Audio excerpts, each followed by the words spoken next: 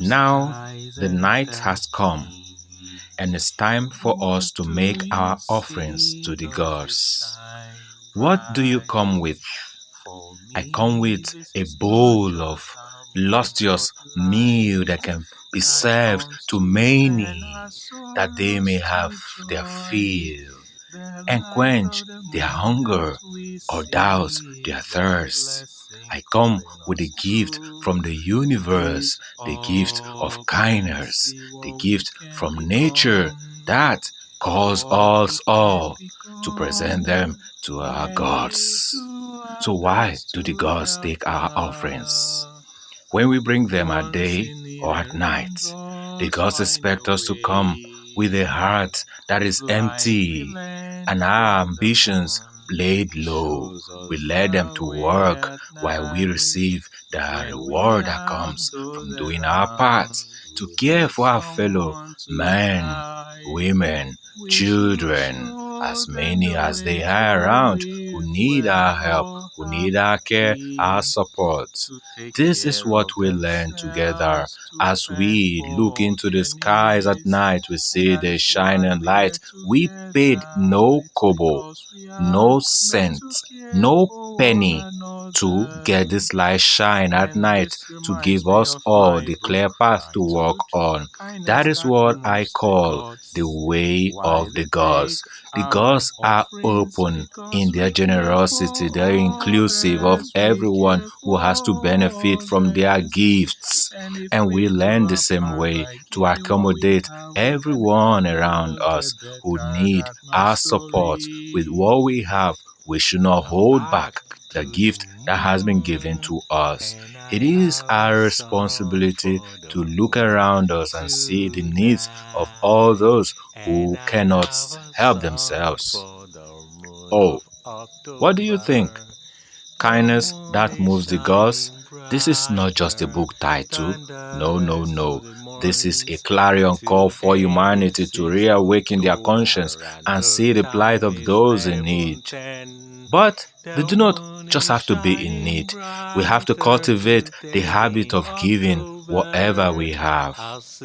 And who says we must have so much to give? No, it begins with the little we have to survive with, that we are willing to share with others to help them also survive.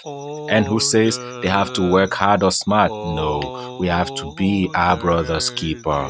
This is what we find every day that makes the world stiffened when we cannot open our hands, when we cannot warm our hearts, when we cannot put up a smile, when we cannot say welcome or ask how are you.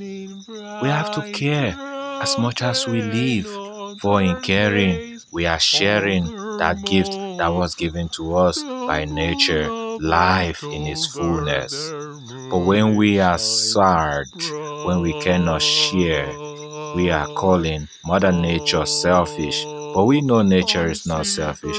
Nature has given to all different kinds of gifts, and we have to appreciate the ones that we get. It doesn't matter where we find ourselves, where we were born, who our parents are, or whatever our means of living are. What matters is how much we are willing to give, how much we are willing to share. For in this, we are fulfilling our call of nature. Nature has given, we cannot hold back. It is a gift for all. When we look around us, apart from the light that shines in the sky at night, we see the trees.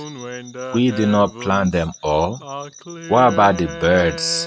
They go around and pick seeds that is spread across the vast expanse of the earth, and it makes our trees to grow even in arid places, in wilderness, where humans have not laid any foundation for life. But we find in abundance all that nature provides for all kinds of species to live and thrive.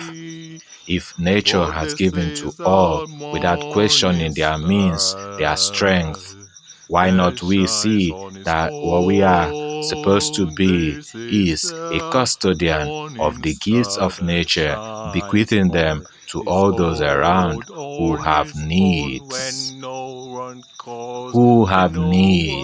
That we must open our eyes to see. We must open our hearts to feel. We must be warm towards others. And we call it love. Some call it charity. Some call it generosity. But it means the same thing. Kindness in different shades, different colors, whatever name we call it. And kindness is our best gift to the gods. Who are the gods? Now we come to ask the question. Who are the gods?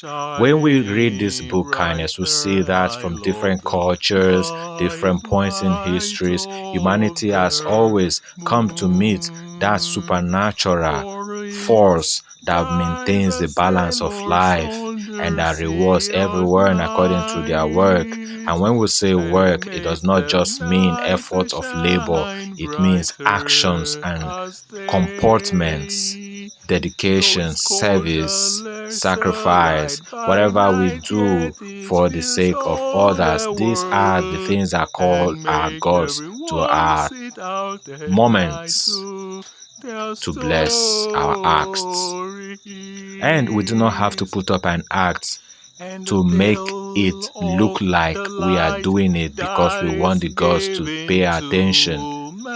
But our intentions do not always matter if our actions are actually pure enough to attract the gods. For the gods want to see that in every situation there is a balance. When we help to extend the balance, to maintain the balance through kindness, the gods are drawn to those moments.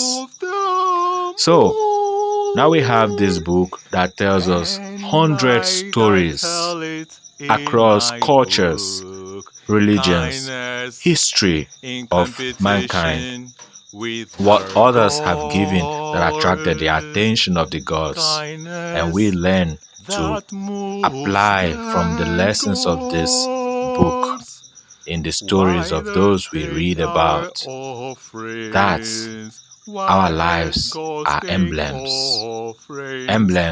of the goodness of the gods. So we reflect the gods in our day-to-day living and communication, and we must show that we are no less worthy of the gifts we have been given.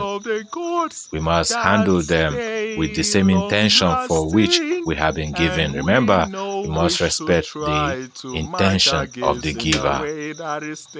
And if we are to do so, it means we must orient everything we have towards the care of our fellow men, women, and children. So why do the gods accept our offerings? Why do they take our offerings? Because they want to escalate, they want to extend, they want to impress us also with the results. So they take our offerings, they return us favors that we cannot ask for. We can't even imagine the magnitude of the result of the favors the gods send us. So if we really want to surprise ourselves and get transformed with breakthrough that we seek, we must start giving as much as we can and watch the gods come on the field and play in a game that they are so good in. They can always outmatch us. We only get their attention once and we sit back and watch them play to perfection.